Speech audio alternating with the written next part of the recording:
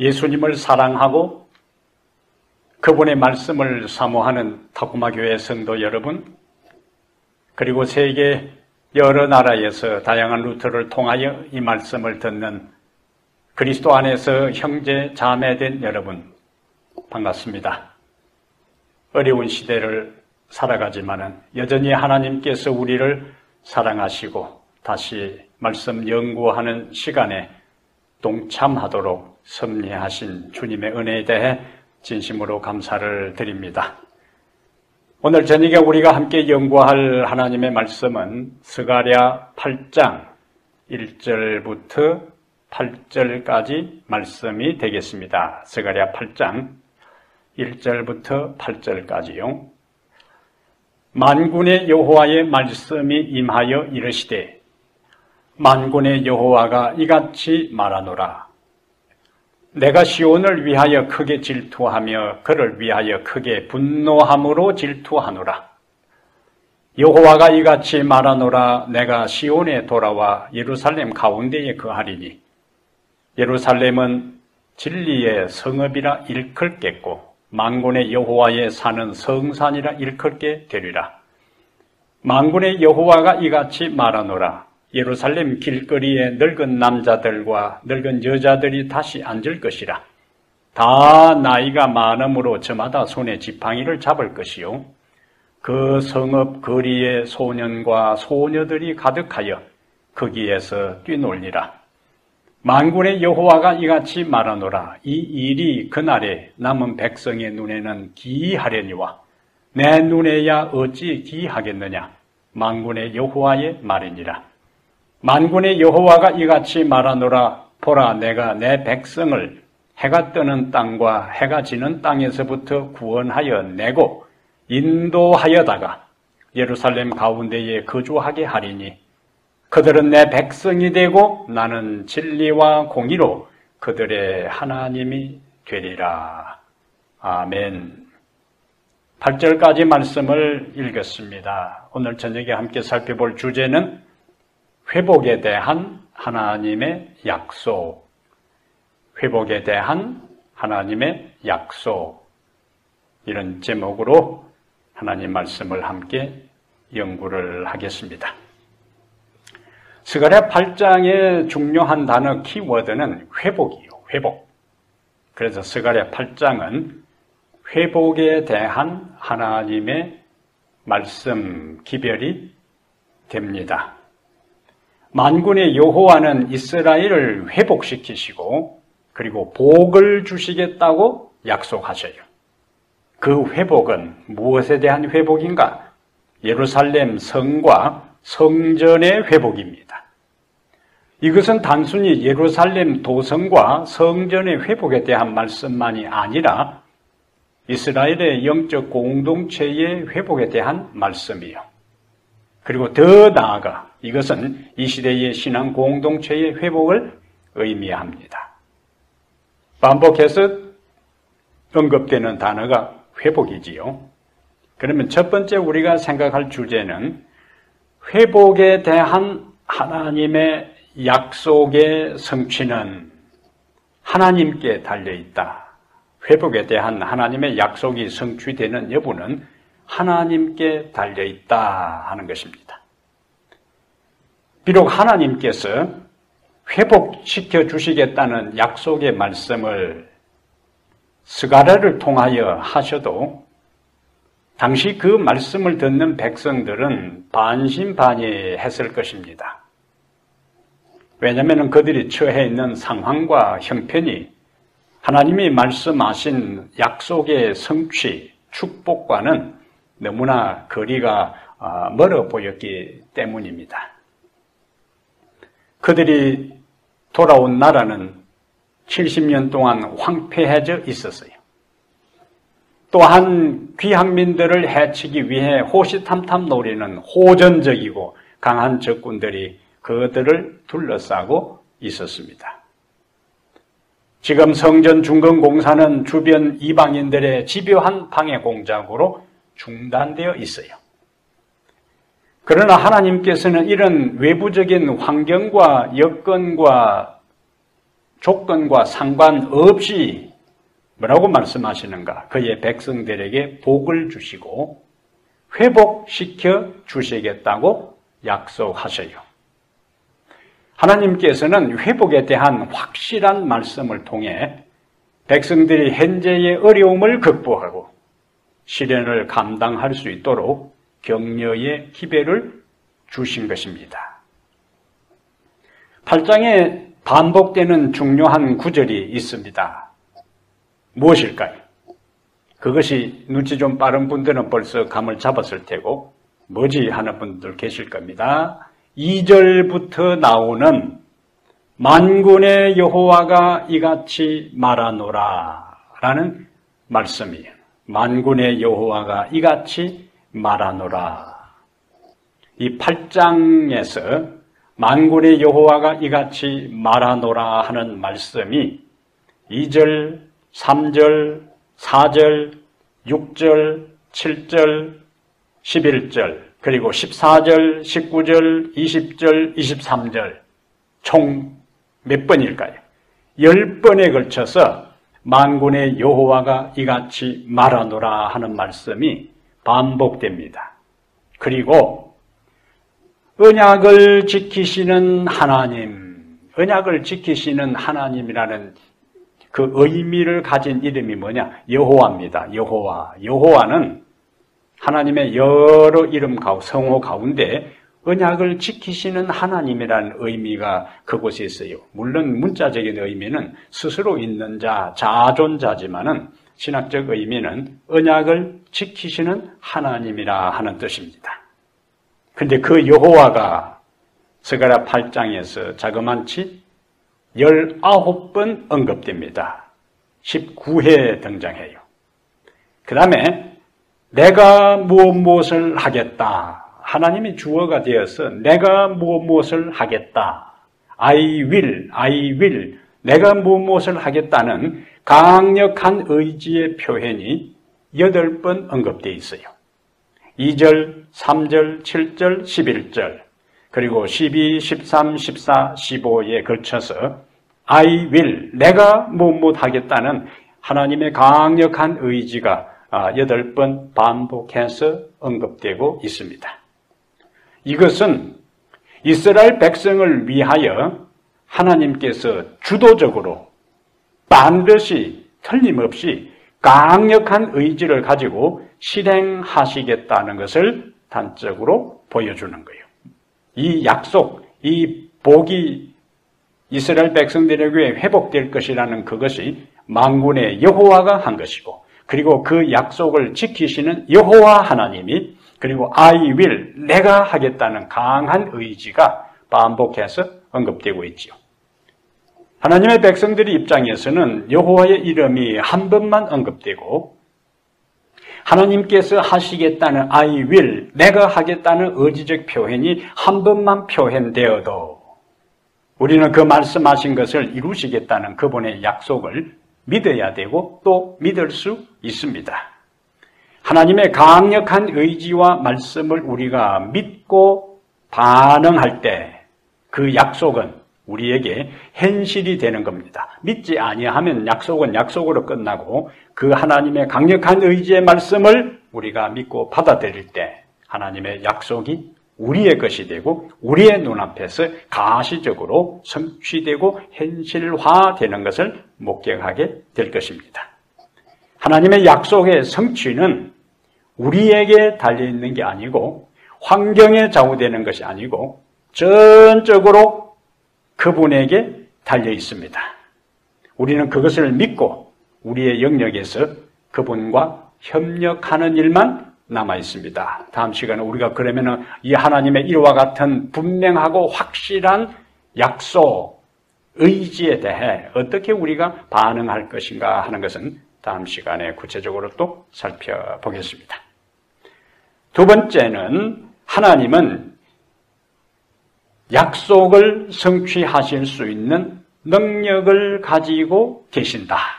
첫 번째는 회복에 대한 하나님의 약속의 성취는 하나님께 달려있다 그랬고 그 모든 약속의 성취가 하나님께 달려있는데 하나님은 그 약속을 성취시킬 수 있는 능력을 가지고 계신다는 거예요.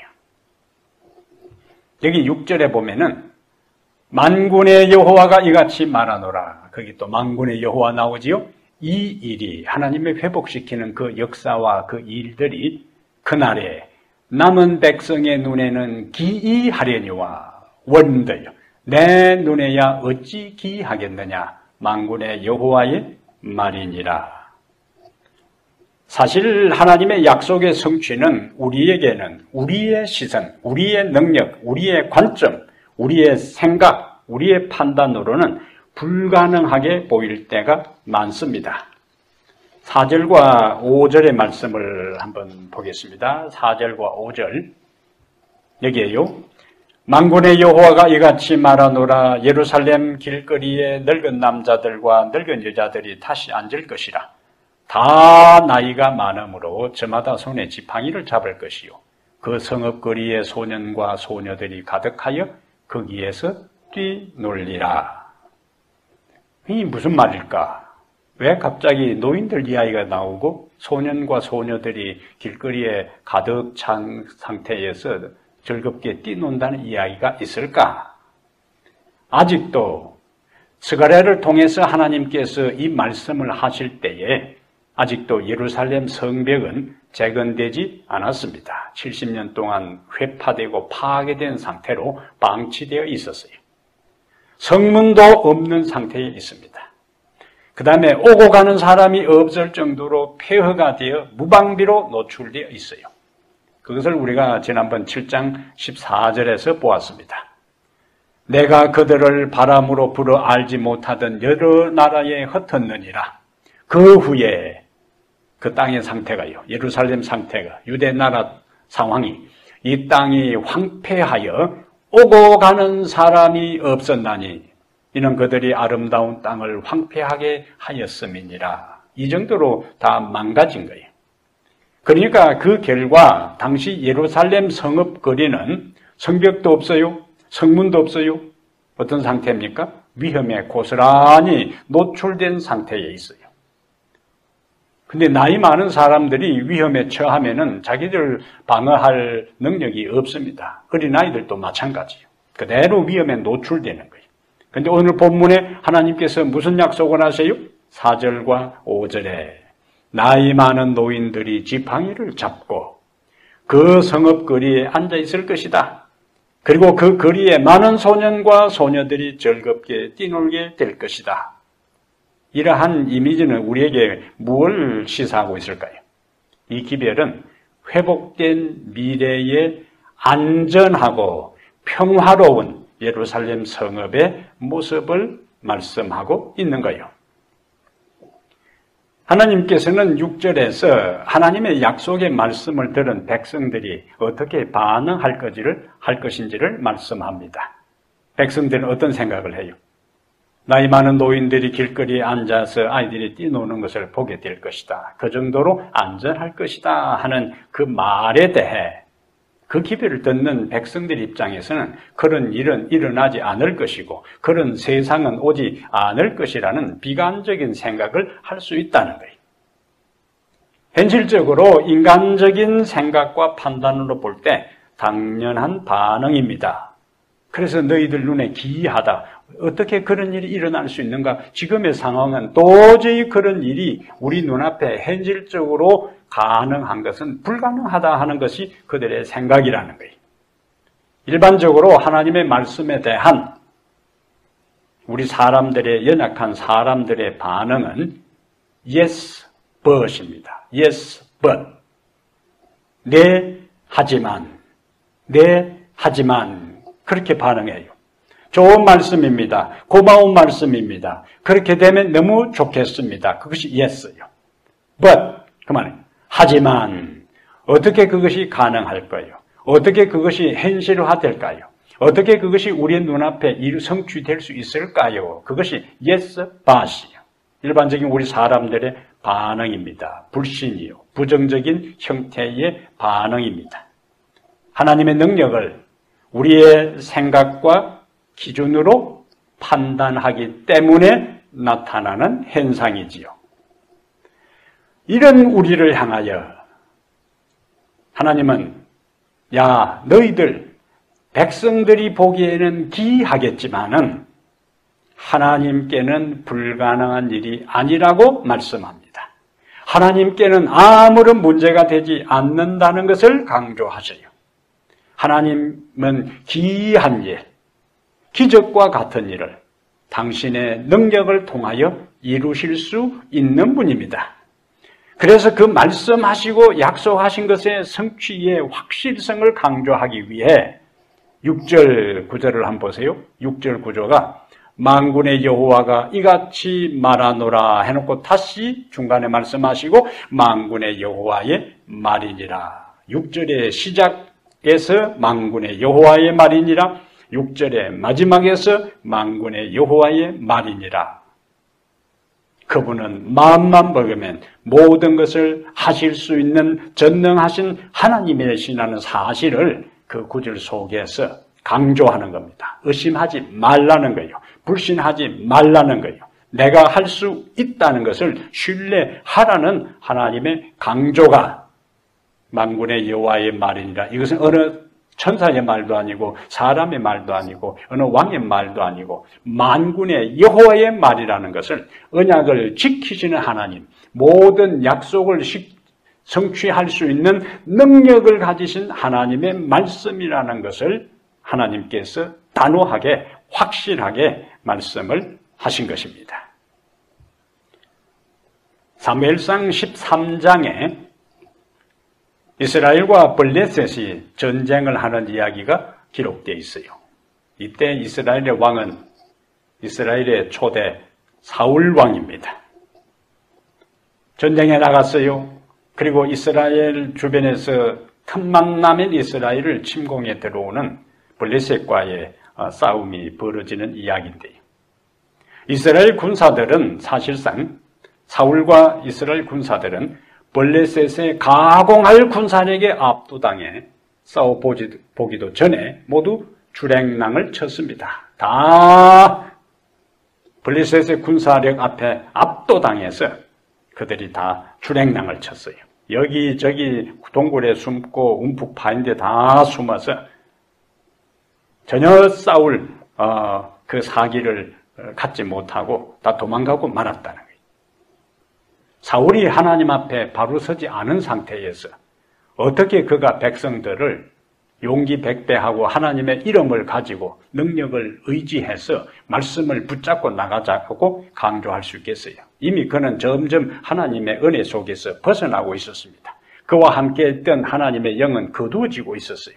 그러니까 전쟁에서 이길 수가 없는 것은 당연한 결과입니다.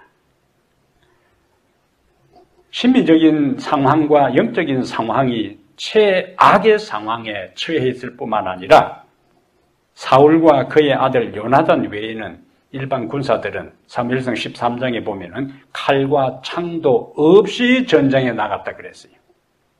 당시 철기 문화에 그 모든 철을 가공하고 재련하는 그 업은 블레셋 사람들이 주로 했기 때문에 이스라엘 사람들은 칼도 없고 창도 없이 전쟁에 나갔어요. 그럼 뭐 가지고 싸우는가? 몽둥이 들고 나갔을 때고 낫 들고 나갔을 때고 꽃갱이 들고 전쟁터에 나갔으니 도망친 것이 정상이지요. 이것은 마치 6.25 때에 소련제 탱크를 몰고 내려오는 인민군들을 소총으로 상대한 우리 국군과 같은 상황이었습니다. 그러다가 사무엘상 14장에는 또 다른 장면이 전개되어요. 13장과는 대조되는 장면이 14장, 사무엘상 14장에 등장합니다. 여기에 사울의 아들, 다윗의 친구인 요나단이 그의 부관을 데리고 적진인 블레셋으로 잠입해 들어가면서 유명한 말을 남깁니다. 지금 대부분 이스라엘 백성들은 도망가 있는 상태에 블레셋이 점점 포위망을 좁혀오고 진영을 구축할 그때에 요나단이 그의 부관과 더불어 블레셋 적진으로 잠입해 들어가요. 그러면서 그가 사무엘상 14장 6절에 중요한 믿음의 말을 남깁니다. 여호와의 구원은 사람이 많고 적음에 달려있지 않다. 이스라엘 백성은 군사 숫자적으로 적어요. 그 다음에 무장한 무기류에 있어서도 비교가 되지 않습니다. 그 다음에 정신적인 면에도 지고 있어요. 사기가 완전히 땅에 떨어진 상태입니다. 이때에 믿음의 사람 요나단이 등장해서 그의 부관을 데리고 가면서 하는 말이 여호와의 구원은 사람이 많고 적음에 달려있지 않다. 얼마나 확신에 찬 믿음의 선언인지 모릅니다. 이들의 믿음에, 이 요나단과 그의 부하의 믿음에 하나님께서 능력으로 역사하셨어요. 그 장면이 사무엘상 14장 15절 16절에 아주 특이한 장면을 성경은 소개하고 있습니다. 자, 사무엘상 14장 15절에 이스라엘의 특공대가 간 것도 아니고 결사대가 간 것도 아니에요. 단지 요나단과 그 부관이 이 블레셋 적진에 들어갔는데 반응이 사무엘상 14장 15절에 들에 있는 진영과 여기 블레셋 진영입니다. 모든 백성들이 공포에 떨었고 부대와 노략군들도 떨었으며 땅도 진동하였으니 이는 큰 떨림이었더라. 계속 공포에 떨었고 부대와 노략군들도 떨었으며 땅도 진동하였으니 이는 큰 떨림이었더라. 그리고 16절에 이제 반대 진영에 있는 사울과 군사들이 바라보니까 16절 베냐민 기브아에 있는 사울의 파수꾼이 바라본 적 허다한 블레셋 사람들이 무너져 이리저리 흩어지더라. 그 다음에 20절에 사울과 그와 함께한 모든 백성이 모여 전쟁에 가서 본즉 블레셋 사람들이 각각 칼로 자기의 동무들을 침으로 크게 혼란하였더라. 이러한 이야기는 우리에게 뭘 보여줄까요? 하나님께서 이스라엘을 구원하셨어요. 하나님은 믿음과 용기의 사람 요나단과 그의 부하를 통하여 놀라운 역사를 이루신 것입니다. 하나님은 약속을 성취할 수 있는 능력을 가지고 계세요. 예수님이 공중사역을 할 때에 일어난 이야기를 우리는 잘 알고 있습니다. 청중들이 하루 종일 예수님의 말씀을 듣다가 해가 저물게 되었습니다. 제자들은 걱정이 태산 같지요. 예수님의 말씀은 그칠 줄을 모르고 백성들은 돌아갈 생각은 하지 않고 날은 저물어 가고 그 다음에 하루 종일 백성들이 서서 듣다 보니까 기진한 상태에 있는데 어떻게 해결할까? 그래서 제자들이 예수님이 가서 말씀을 합니다. 청중들을 여러 마을로 보내 스스로 식사를 해결하도록 하자고 제안을 해요. 이때 예수님께서 아주 제자들이 이해할 수 없는 말씀을 하셔요. 너희가 먹을 것을 주라. 너희가 먹을 것을 주라. 나중에 그 이야기 끝에 아는 것처럼 남자만 5,000명이었으니까 여자와 어린아이들까지 합하면 10,000명, 20,000명이 될 정도인데 12명의 제자들에게 너희가 먹을 것을 주라. 이것은 아주 비상식적이고 비합리적이고 성취될 수 없는, 할 수 없는 불가능한 말씀처럼 느껴지는 거예요. 예수님의 그 말씀을 듣고 제자들은 여기저기 다니면서 겨우 얻어온 것이 우리가 아는 대로 한 소년이 가져온 떡 5개와 물고기 2마리입니다. 그러면서 그것을 예수님께 보여주면서 믿음의 말을 해야 되는 거예요. 자, 저희들이 최선을 다해서 떡 5개와 물고기 2마리를 구해왔습니다. 예수님 이것에 축복 기도를 해주시면 우리가 나누겠습니다. 이렇게 해야 되는데 떡 5개 물고기 2마리 가져와서 이것이 전부인데 이 많은 사람들을 어떻게 먹이겠습니까? 제자들은 자신들의 능력 없음과 많은 군중에 비해 자신들이 준비한 것이 적은 것만을 생각했어요. 그들은 예수님의 능력은 생각하지 않았습니다. 하지만 그 다음에 전개된 이야기는 예수님은 500이어로 5,000명을 먹이고 다시 12광주리에 거둘 정도로 떡이 남게 하셨습니다. 주님은 우리가 얼마나 능력 있고 얼마나 소유하고 있는 것에 구애받지 않으시고 문제를 해결할 능력을 가지고 계십니다.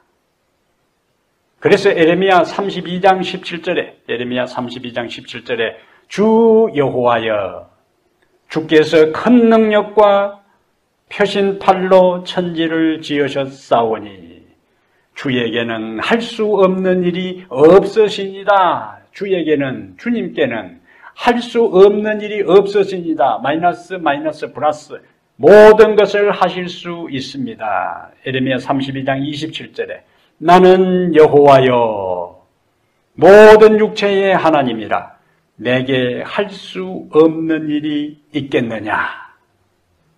하나님은 우리에게 약속하셔요. 하나님은 이스라엘에게 회복을 약속하셨습니다. 그 모든 약속의 회복의 성취는 하나님께 달려있고 어떤 하나님인가? 그 모든 약속을 성취시킬 수 있는 전능한 능력을 가진 하나님이시라는 사실. 그러므로 성경에 나오는 무수히 많은 약속들을 접할 때마다 우리가 처해 있는 상황과 내 자신과 주변의 모든 여건을 가지고 그 약속의 성취 여부를 결론 내리지 말고 그 모든 것과는 상관없이 하나님이 약속하셨다면 하나님은 그 약속을 성취시킬 수 있는 전능한 능력을 가지고 있다는 확신 속에 인생을 살아가게 되기를 축복합니다. 세 번째로 오늘 본문에서 우리가 살피는 것은 하나님은 남은 백성을 통하여 당신의 약속을 이루신다. 하나님은 남은 백성에게 그리고 남은 백성을 통하여 당신의 약속을 이루신다. 오늘 본문에요. 스가랴 8장 6절에 남은 백성이 나오고 11절에 남은 백성이 나오고 8장 12절에 남은 백성이 나와요. 남은 백성, 남은 자손, 남은 무리. 성경에 나오는 제7안식 예수 재림교회와 연관해서 중요한 단어입니다. 남은 백성, 남은 자손, 남은 무리, 남은 교회. 중요한 신학적 의미가 이 말씀 안에 함축되어 있습니다. 자, 그러면 성경에서 최초의 남은 백성, 남은 무리에 대한 기록이 어디에 있는가? 어디에 있을까요? 창세기 7장 23절에 노아에 대한 기록을 이렇게 하고 있습니다. 창세기 7장 23절에 홀로 노아와 그와 함께 방주에 있던 자만 남았더라. 여기 남았더라 나오지요. 노아와 그와 함께 방주에 있던 자만 남았더라. 나머지는 뭡니까? 다 죽었어요. 다 멸망당했어요. 이 말씀은 하나님의 베푸신 은혜 안에 머무는 것이 살아남는 비결임을 보여줍니다. 하나님이 말씀하신 것에 대해 방주 안에 있던 자가 남았다고 했으니까 방주는 하나님의 은혜요. 그리고 방주 안에 들어간 것은 하나님이 말씀하신 것에 대해서 순종으로 반응한 것을 의미합니다. 외행적, 환경적으로는 홍수가 내리는 것이 전혀 과학적으로, 경험적으로 불가능한 일이지만 천지를 창조하시고 천지의 모든 기상을 주도하시는 그분이 비를 내리겠다고 말씀하셨고 비가 내릴 때에 홍수가 내릴 때에 살아남을 수 있는 비결은 방주 안에 들어가는 것이라고 말씀하신 것에 대해 반응하고 순종한 자가 그 방주 안에 진리 안에 은혜 아래 순종 안에 말씀 안에 남아있을 때에 그들은 구원을 받았어요. 남은 자는 하나님의 은혜 아래 머무는 자이다. 유사한 말씀이 또 나옵니다. 창세기 45장 7절에 창세기 45장 7절에 요셉이 그의 형들에게 이야기합니다. 하나님이 큰 구원으로 당신들의 생명을 보존하고 당신들의 후손을 세상에 두시려 곧 나를 당신들 앞서 보내셨나니. 형들이 애굽의 총리가 된 요셉 앞에 두려워 떨고 있을 때 요셉이 그 형들에게 한 말입니다. 이 말씀에서 중요한 단어는 생명을 보존하고 이거예요. 보존하고. 하나님의 뜻을 이루기 위해 하나님의 손에 의해 보존된 자들이 누구인가? 남은 자들이에요. 하나님께서 온 세상이 홍수로 멸망당할 때에 노아와 그의 가족을 보존하셨어요. 그리고 애굽에서 이스라엘의 모든 남자가 죽임을 당할 때에 모세의 생명을 보존하셨어요. 또한 베들레헴의 모든 남자아이가 죽임을 당할 때에 예수님의 생명을 보존하셨습니다. 왜 그런가? 이유가 무엇이고 목적이 무엇인가? 이 남은 자를 통해서 하나님의 뜻을 성취하기 위해 하나님이 그들의 생명을 보존한 것입니다. 노아와 그의 가족의 생명을 보존해서 인류가 멸망당하지 않도록 씨가 보존되게 했고, 모세의 생명을 보존해서 이스라엘을 구원하는 일을 했고, 예수의 생명을 보존해서 인류 전체를 구원하는 위대한 일들을 하나님께서 이루기 위해 그들을 남은 자가 되게 하셨어요. 열왕기상 19장 10절에 엘리야가 갈멜산 대결 후에 이세벨의 위협을 견디지 못하고 도망가서 하나님께 푸념하는 장면이 나옵니다. 내가 만군의 하나님 여호와를 위하여 열심히 특심하오니 이는 이스라엘 자손이 주의 언약을 버리고 주의 단을 헐며 칼로 주의 선자를 죽였으며며 오직 나만 남았거늘. 이게 중요한 거예요. 나만 남았다. 저희가 내 생명을 찾아 취하려 하나이다. 여기서 남은 자는 스스로 하나님의 진리와 뜻 안에 머물기로 선택한 사람입니다. 다 엘리야 당시에 배도하고 바알에게 무릎을 꿇고 우상 숭배할 그때에 엘리야는 하나님의 진리 안에 여호와 하나님을 섬기는 일에 머물렀어요. 그 진리 안에 머물렀어요. 그래서 엘리야가 남은 자가 된 거예요. 이와 유사한 장면이 요한복음 6장에 예수님께서 이 세상에서 말씀을 전할 때 백성들의 반응에 대한 것을 예수님께서 말씀하고 있습니다. 요한복음 6장에 여기에 이제 6장을 우리가 일명 떡장이라 그래요. 요한복음 6장 66절부터 69절에 그때부터 그의 제자 중에서 많은 사람이 떠나가고 다시 그와 함께 다니지 아니하더라. 떠나갔어요. 그전에는 예수님을 많이 따르다가 예수님께서 영생에 대한 떡에 대한 말씀을 하셨을 때에 제자들이 떠나가고 남지 않은 거예요. 머물지 않은 거예요. 곁에 있지 않았어요.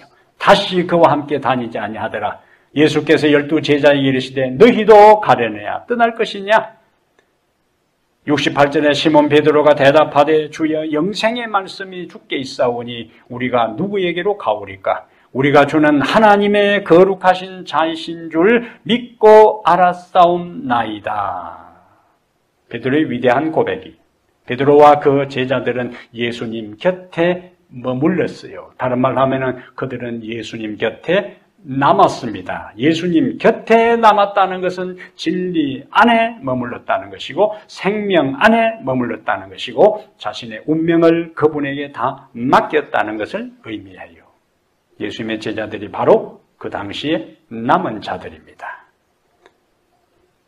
역사의 마지막에 남은 자손이 등장합니다. 계시록 12장 17절에 그 여자의 남은 자손, 하나님의 계명과 예수의 증거를 가진 자들이 등장해요.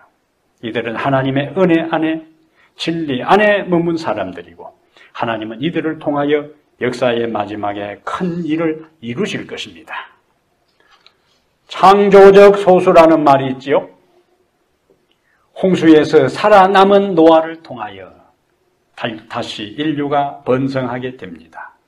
그를 통하여 하나님에 대한 지식이 세상에 전파되게 하나님께서 섭리하셨어요.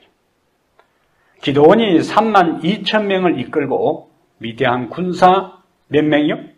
13만 5천 명을 대항하기 위해 나갔습니다. 3만 2천 명을 다 끌고 나가도 13만 5천 명하고 싸우기에는 역부족이요. 그런데 우리 하나님은 가끔 엉뚱한 명령을 내리고 지시를 하십니다. 기드온의 군사가 너무 많다고 하시면서 떠나고 선별하고 마지막에 300명만 남았을 때에 이제 그 300명을 가지고 기드온으로 하여금 미디안 군사와 더불어 전쟁을 하도록 합니다. 그런데 하나님은 불가능한 일이 없어요. 하나님은 되지 않는 일을 애초에 말씀하지 않습니다. 기드온에게 300명만 남겨둔 그 하나님은 300명을 통해서 13만 5천 명 미디안 군사를 완전히 격파하는 역사를 이루셨어요. 오늘 본문의 이스라엘 백성을 하나님은 남은 백성이라고 말씀하셔요. 이들은 바벨론 포로에서 돌아온 사람들입니다. 안정된 생활과 직장을 포기하고 하나님의 백성으로서 살아가고 이스라엘의 영적 공동체를 회복하고 예루살렘 성전과 성벽을 재건하기 위해 온 사람들입니다. 이들이 바로 고대의 남은 백성, 남은 자들이에요. 오늘 본문에도 반복해서 남은 백성이라 그렇게 하잖아요. 바벨론 포로 생활 후에 남은 백성들인데 하나님은 이렇게 헌신적이고 희생적이고 하나님의 진리를 사랑한 사람들을 통하여 무너진 이스라엘 영적 공동체를 회복하셨어요. 그리고 그들을 통하여 말씀의 진리를 보존하게 하셨고 그들의 후손 중에서 예수님이 탄생하도록 역사하신 것입니다. 오늘 우리의 현실을 바라봅니다. 우리는 숫자도 많지 않습니다. 구성원들의 면면도 자랑할 만한 것이 없습니다. 그런데 여러분, 예수님의 제자들의 구성원들을 보세요. 내세울 만한 것이 당시에 아무것도 없는 사람들입니다. 자랑할 만한 것이 아무것도 없습니다. 뻐길 만한 것이 없는 사람들이에요. 바울은 그리스도인들 하나님께서 부족한 자들을 통하여 일하시는 그 사람들을 고린도전서 1장 26절에서 이렇게 말씀합니다. 고린도전서 1장 26절에 형제들아 너희를 부르심을 보라. 육체를 따라 지혜로운 자가 많지 아니하며 능한 자가 많지 아니하며 문벌 좋은 자가 많지 아니하도다. 그러나 하나님께서 세상에 미련한 것들을 택하사 지혜 있는 자들을 부끄럽게 하려 하시고 세상에 약한 것들을 택하사 강한 것들을 부끄럽게 하려 하시며 하나님께서 세상에 천한 것들과 멸시받는 것들과 없는 것들을 택하사 있는 것들을 폐하려 하시나니. 왜 그렇게 하시는가? 이는 아무 육체도 하나님 앞에서 자랑하지 못하게 하려 하심이라. 이들은 다 스펙이 없는 사람들만 다 모아놨어요. 그래도 이들이 하나님의 은혜 안에 머물고 진리를 사랑하고 그리스도 안에 남아있을 때에 이 연약한 제자들을 통하여 상상할 수도 없는 엄청난 큰 역사를 하나님은 이루셨습니다. 하나님께서는 오늘날도 부족한 우리를 통하여 큰 일을 이루실 수 있습니다. 그리고 이루어진 모든 일을 통해 하나님은 영광을 받으십니다. 믿으시면 아멘. 사랑하는 여러분, 하나님께서는 이스라엘을 회복시켜 주시겠다고 약속하셨어요. 그 회복에 대한 약속의 성취는 전적으로 여호와께 달려 있습니다. 그리고 그분은 약속을 성취하실 수 있는 능력도 가지고 계셔요. 그분은 남은 백성을 통하여 당신의 능력으로 약속을 성취하실 것입니다. 우리가 진리 안에, 우리가 은혜 안에, 그리스도 안에 있을 때 우리를 통하여 우리 주님은 큰 역사를 이루시고 약속을 성취하실 것입니다. 약속을 성취하시는 살아계신 우리 하나님, 약속하시고 말씀하실 뿐만 아니라 그 약속하시고 말씀하신 것을 이룰 수 있는 능력까지 갖고 계시는 하나님임을 저희들이 고백합니다. 우리가 가진 것, 우리가 할 수 있는 것, 우리의 재능, 우리의 환경에 의하여 하나님이 성경을 통하여 무수히 약속하신 것을 의심하지 않게 하시고 불신하지 않게 하시고 하나님이 약속하신 것은 반드시 이루어지며 주님은 그것을 이루실 수 있는 능력이 있음을 저희들이 고백하오니 하나님 부족한 우리를 통하여 역사하여 주시옵소서. 진리 안에 머무는 남은 자가 되게 하여 주시옵소서. 그리스도 안에 남은 자가 되게 하여 주시옵소서. 그리하여 이 역사의 마지막에 무수히 많은 사람들이 뒤를 돌아보지도 않고 진리를 떠나고 주님을 배반하고 등지고 갈 그때에도 우리는 영생의 말씀이 주께 계시오매 우리가 니게로 가오리까 하고 주님 편에 끝까지 남아있는 자들이 되게 하시고 주님 곁에 끝까지 남아있을 때 거룩한 성령이 우리를 통하여 역사의 마지막 주의 사업을 완성할 것을 저희들이 확신합니다. 그 역사의 주인공들이 되게 하여 주시옵소서. 우리 주 예수님 이름으로 간절히 기도합니다. 아멘.